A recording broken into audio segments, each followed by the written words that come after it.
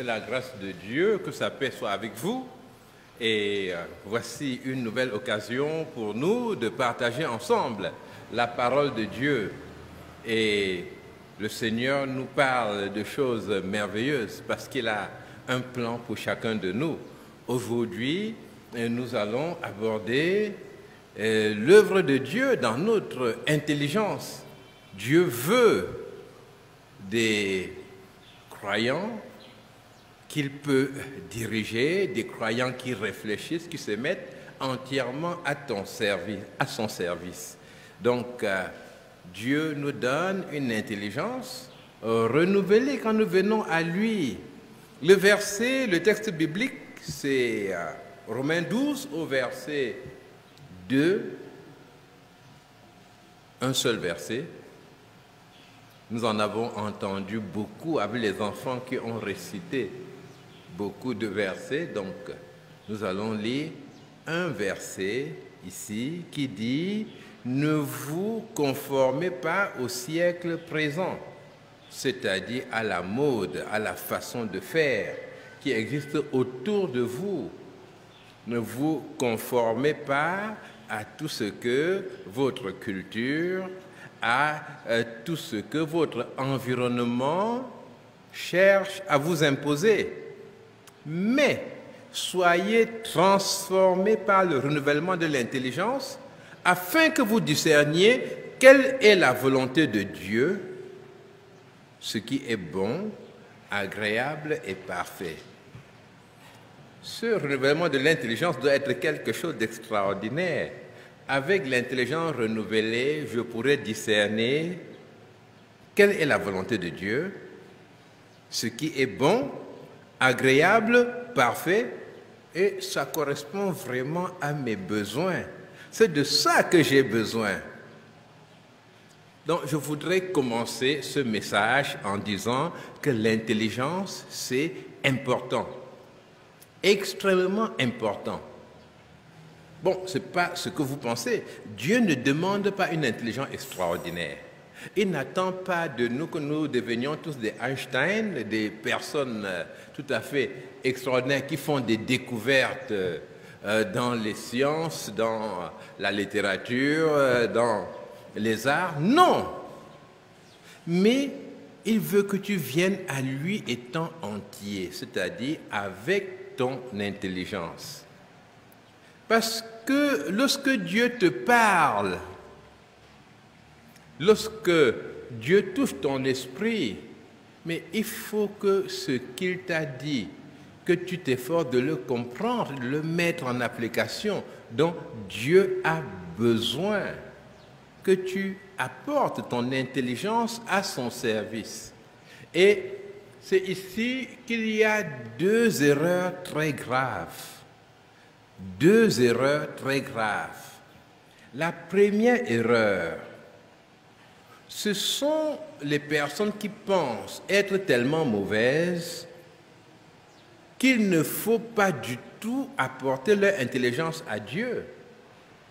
C'est-à-dire, mon intelligence est souillée, donc je ne veux pas aller devant Dieu. Non.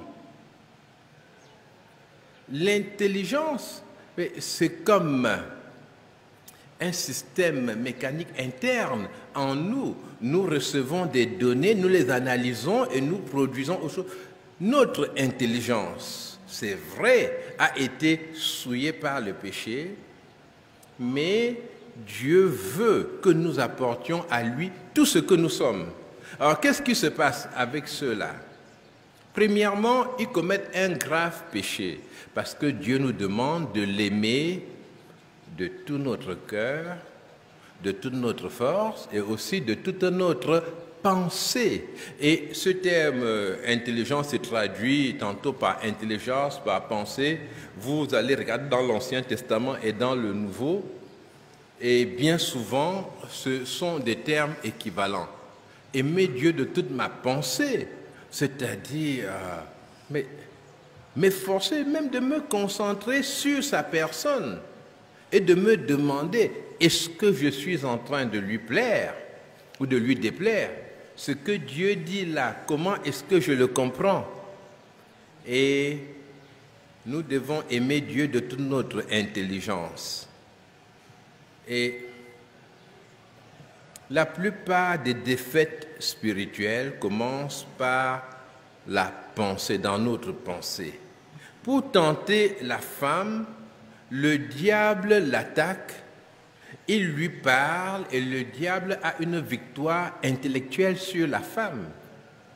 Il lui dit non, mais ce fruit-là que tu vois, en fait, il est apte à ouvrir ton intelligence. Et si tu en manges, tu seras comme Dieu.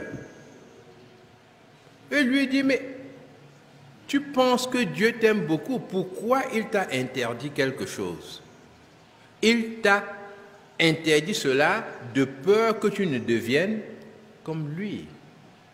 Donc, mange et tu vas voir ce qui va arriver. Et la femme est battue sur le terrain de son intelligence. Ah oui, elle n'a pas suffisamment gardé son intelligence. Donc, faisons attention.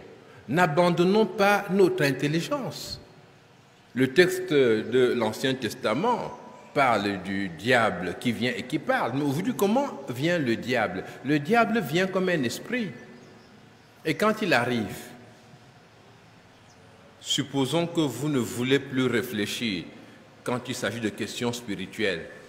Mais il trouve une porte entièrement ouverte, une maison vide, bien nettoyée. Il s'installe tout simplement.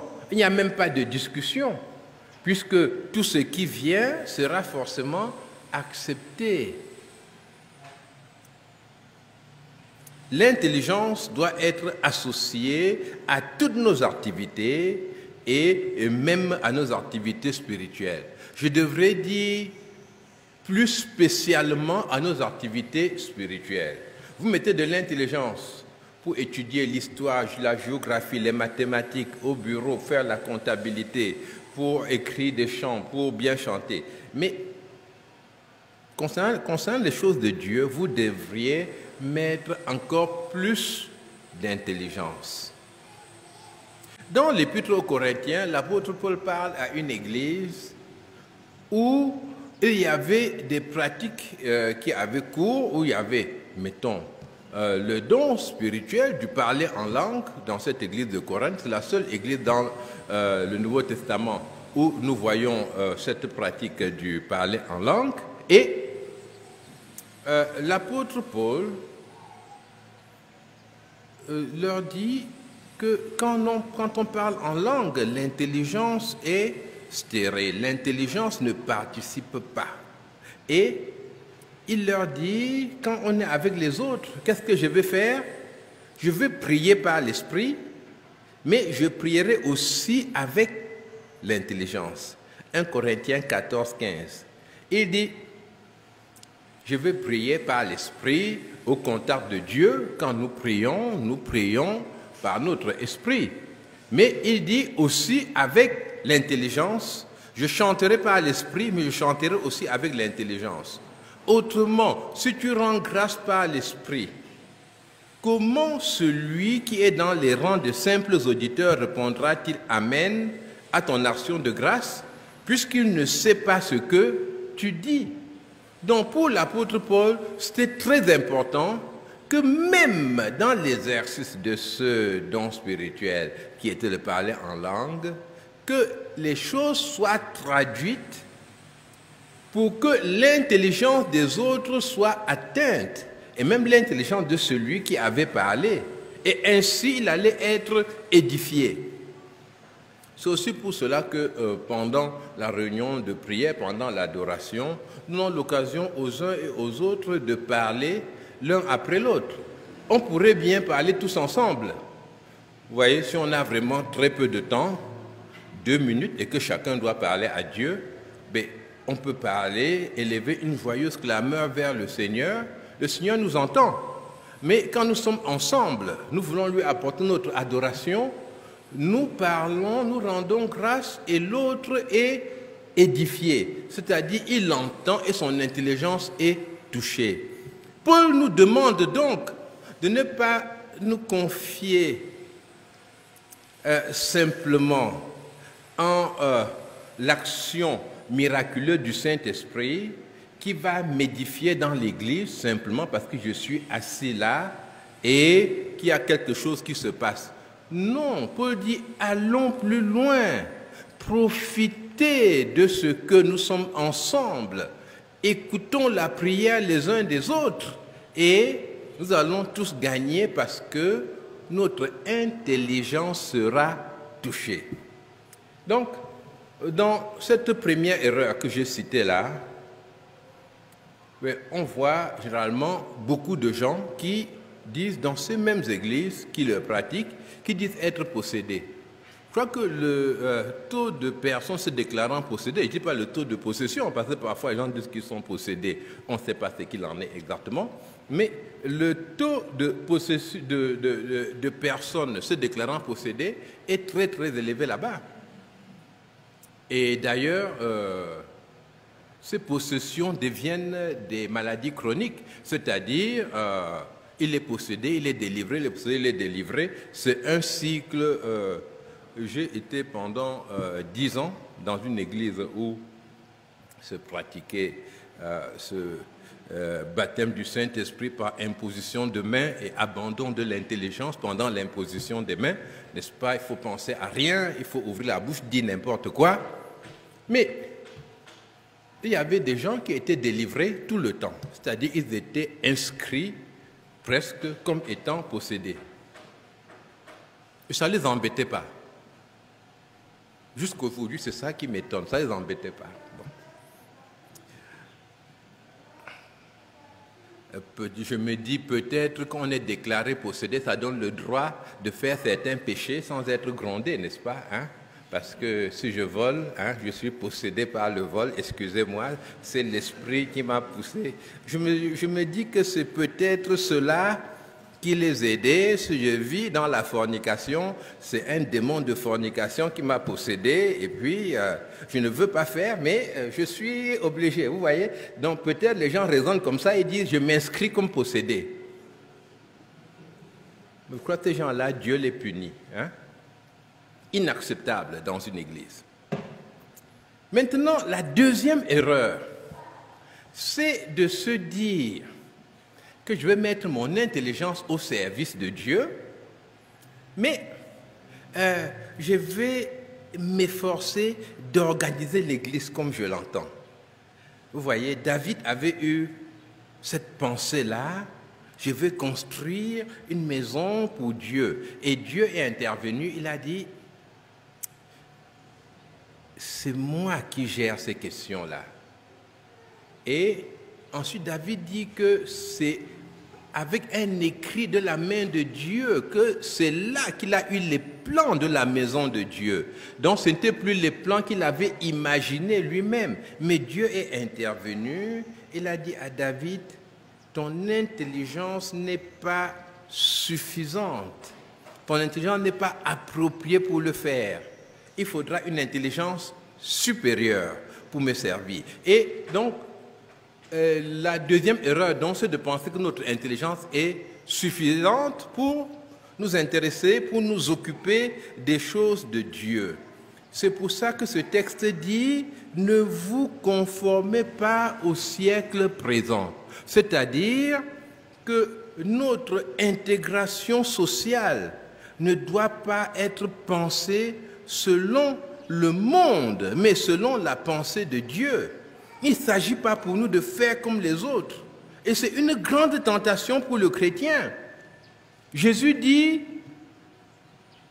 et d'ailleurs Louis II l'a traduit de façon très agréable, il dit que nous sommes dans le monde sans être du monde. Hein.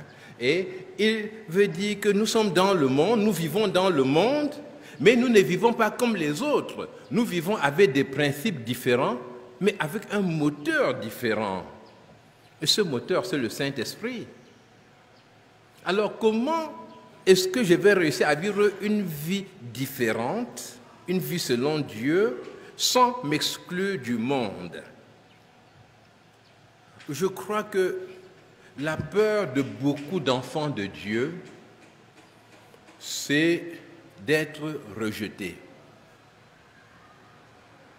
Vous êtes dans une société où tout le monde a une règle de conduite et vous ne l'avez pas. Vous êtes dans un bureau où chaque personne qui entre est une victime qu'on va dépouiller. Il veut un papier à signer. Non, non, non. Ah, il faut acheter le papier. Il dit, c'est une seule feuille. Moi, il dit, mais je prends une feuille où? Tu achètes une rame de papier. Voilà. Et là, signale le cachet. Et le cachet, tu penses que le cachet, mais il faut de l'encre pour le cachet, mon ami. Tu viens comme ça, hein, tu peux faire le cachet sans encre. Voici le cachet, mais je n'ai pas l'encre. Donne-moi l'argent pour le tampon encreur, je vais te faire ça tout de suite. Et tout le bureau fait ça. Toi, tu ne le fais pas. Et tu te sens rejeté. Et c'est comme s'il fallait que tu t'y mettes aussi. Non.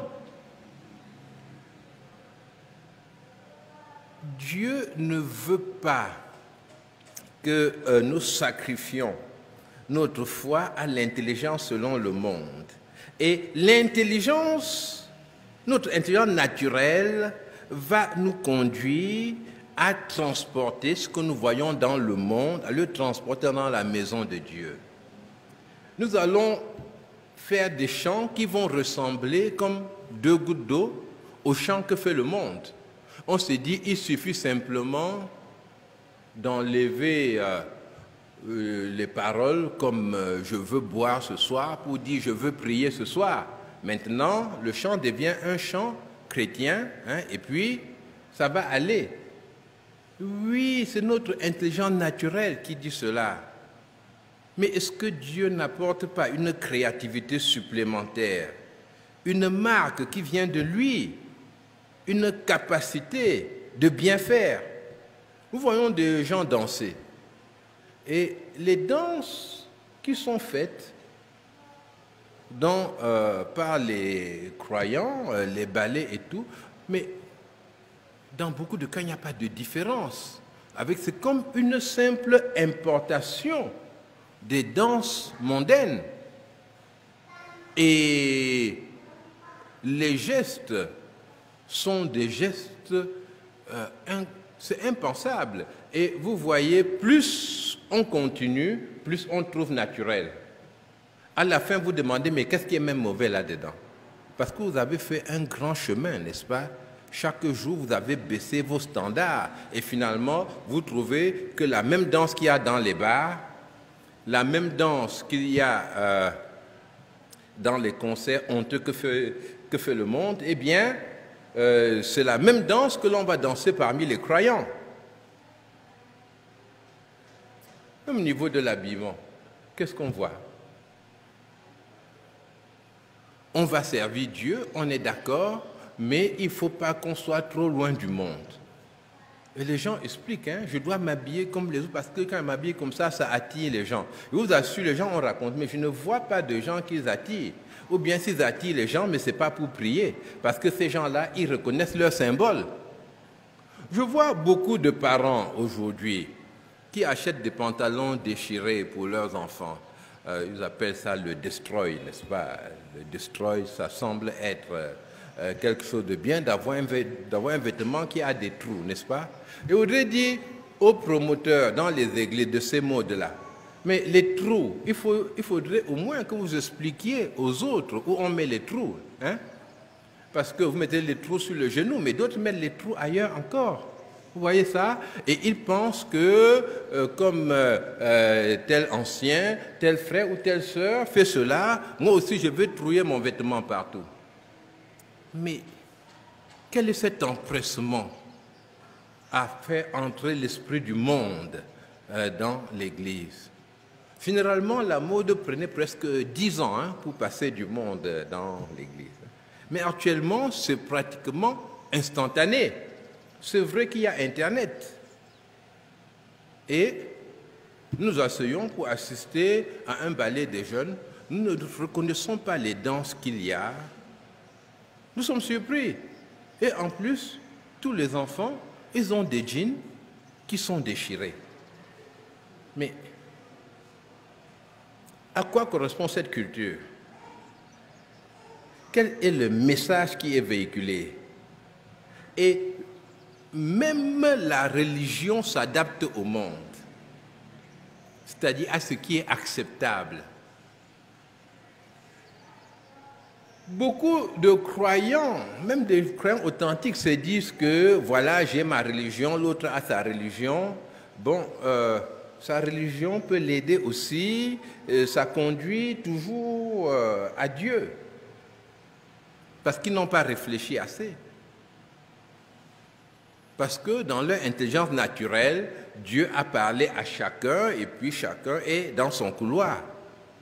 Et lorsque beaucoup d'enfants viennent au Seigneur et qu'ils décident de marcher avec Jésus-Christ, souvent les parents leur disent « Je ne connais que 3 religions. Ici, je connais les protestants, les catholiques et les musulmans. Si tu étais dans l'une des 3 religions-là, ça pourrait aller, mais tu es parti où comme ça? » Ah oui, c'est-à-dire les parents leur disent, voilà les religions que je vois dans le monde. Voilà les religions qui permettent mon intégration sociale. Mais c'est une grave erreur. Et beaucoup de religions prétendues chrétiennes poursuivent les mêmes objectifs que le monde. Vous voyez, donc c'est une intelligence qui n'a pas été renouvelée, une intelligence naturelle qui s'intéresse maintenant aux choses de Dieu. Et cela conduit à une notion de la spiritualité comme le monde. Vous n'avez pas remarqué que nos religions traditionnelles, comme le catholicisme, dans les 2 religions, ont pris les morts? Vous n'avez pas remarqué cela? Parce que l'homme, d'une façon naturelle, a envie de résister au temps. Il se dit, mais d'où vient la mort? Il s'interroge. Et puis, celui qui est mort, il ne faut pas qu'il parte. Et je veux entrer en contact avec lui. Je l'aimais beaucoup. Et on élabore des choses. Les morts sont maintenant auprès de Dieu. Et les catholiques vont prier leurs morts, vont prier pour leurs morts, prier pour d'autres qui ont été déclarés saints par le chef de leur église, qui a donné une liste de gens.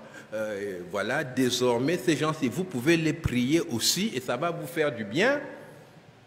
Et dans le culte animiste, c'est beaucoup plus simple, n'est-ce pas? Vous ne priez que vos ancêtres, enfin, qui sont des intermédiaires entre Dieu et vous. Et c'est l'intelligence humaine qui s'occupe des choses de Dieu. Et on va même prier les anges. Mais les anges, mais ce n'est pas dans l'animisme. Les anges, c'est propre aux catholiques. Développer des objets sacrés dans beaucoup d'églises. De l'eau bénite. Ou bien de l'eau d'onction. Ça, c'était... Par contre, une invention, l'eau d'onction. Je veux dire, celui qui a fait ça devrait, il aurait dû faire breveter ça. Parce qu'il y avait l'eau bénite et il y avait l'huile d'onction, vous voyez. Et maintenant, vous voyez quelqu'un qui apparaît et il fait anointing water. Eau d'onction, vous voyez ça? Ça, c'était fort. Et parmi tous ces gens, je dois reconnaître qu'il y a des génies, n'est-ce pas, qui ont vraiment une intelligence développée, mais qui ne la laissent pas renouveler par Dieu. Et cela fait des interfaces avec Dieu, des objets qui me permettent de me connecter à Dieu. Mais c'est une erreur, c'est contre la pensée même de Dieu. Dieu nous a donné, pour répondre à nos besoins d'interface, Dieu nous a donné une interface qui est Jésus-Christ. Il a dit, adorez-le. Allez vers lui, c'est moi. Donc laissez tomber toutes vos idoles, tout le reste. Et tournez-vous vers Jésus-Christ. Si vous avez parlé à Jésus, vous m'avez parlé. Jésus-Christ et moi, nous sommes un. Jésus est Dieu. Et pour ceux qui sont dans le culte traditionnel, Jésus est le totem de Dieu, si vous voulez, n'est-ce pas? Totem au sens où le totem et la personne, dans le culte traditionnel, sont exactement la même personne. Il dit, voilà, arrêtez donc avec tous ces autres totems. Dieu a envoyé son Fils bien-aimé afin que celui qui croit en lui ait la vie éternelle. On a le contact avec Dieu par lui. Et cette intelligence humaine conduit même à trouver de nouvelles coutumes qu'on adapte. Vous voyez des personnes qui se permettent même de fabriquer de nouvelles règles dans l'Église, c'est-à-dire de nouveaux sacrements, d'instituer. Écoutez, on décide par exemple de baptiser les enfants. Il faut beaucoup de courage. Mais c'est quelqu'un qui réfléchit. Il dit, comment est-ce qu'on peut faire pour bien arranger l'Église? Eh bien, on va baptiser les enfants. Et on fouille la Bible, on dit, voilà, les enfants aussi, dans la Bible, on a vu, à tel endroit, on a dit qu'on a baptisé une famille. Alors, une famille, il n'y a pas les enfants dedans. Il y a forcément les enfants, non? Donc, c'était le baptême d'un enfant. Mais c'est faux. Mais c'est tellement faux que ceux qui inventent le baptême des enfants trouvent tout de suite qu'il faut inventer autre chose encore. C'est-à-dire, il faut la confirmation. Donc, le baptême qui était réservé aux personnes nées de nouveau, qui ont accepté Jésus-Christ, s'est décomposé en deux. Il y a un baptême de l'enfant et plus tard, il y a une confirmation. Mais comment est-ce que les hommes peuvent trouver le courage de déplacer la borne de Dieu, de déplacer les institutions que Dieu lui-même a fixées? Et ça n'embête personne. Pourquoi? Pour la simple raison que nous naissons et nous rencontrons ces choses qui forment notre quotidien. Eh bien, c'est ça le siècle présent. Le siècle présent, ce sont toutes ces doctrines qui t'environnent, qui t'écrasent et qui t'empêchent de saisir la vérité qui est dans la Bible. Dieu nous appelle à laisser notre intelligence être transformée. La transformation de l'intelligence, c'est le Saint-Esprit qui vient dans notre vie et qui nous change. J'ai déjà dit ici plusieurs fois que la foi chrétienne, c'est la seule religion où celui qui vient à Dieu reçoit la vie de Dieu en lui en permanence. C'est-à-dire, il reçoit l'habitation de Dieu dans son esprit. L'esprit, c'est la partie la plus profonde de nous. Dans notre esprit, notre identité est présente et le Seigneur vient habiter dans notre esprit, il fait de nous le temple du Saint-Esprit. L'ivrogne qui lutte contre la bouteille de vin, il lutte, c'est difficile. Ou bien celui qui fume, mais il est appelé par la puissance du Saint-Esprit à s'en débarrasser. Dieu lui donne la capacité de dire non, de rejeter le péché.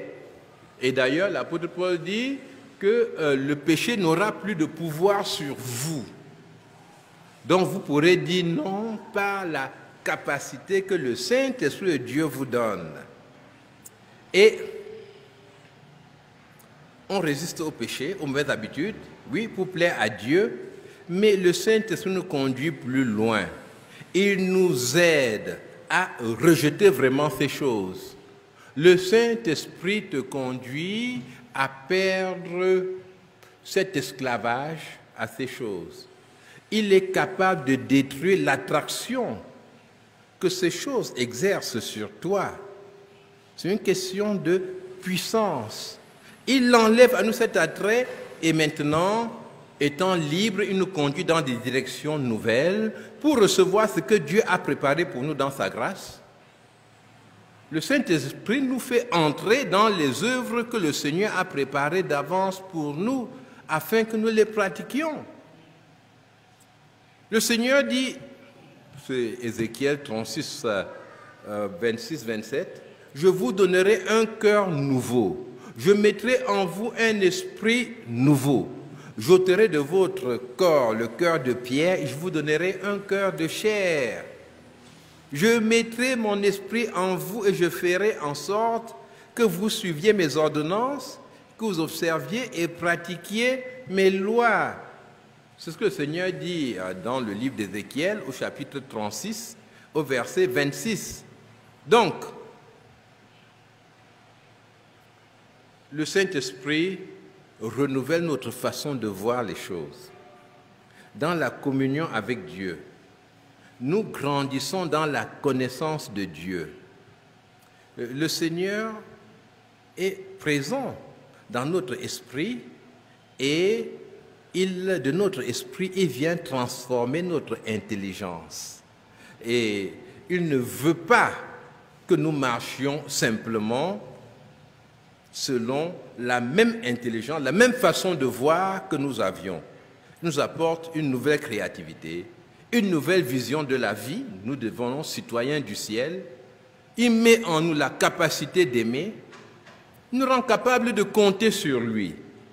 Donc, laissons-nous conduire et transformer par le renouvellement de l'intelligence.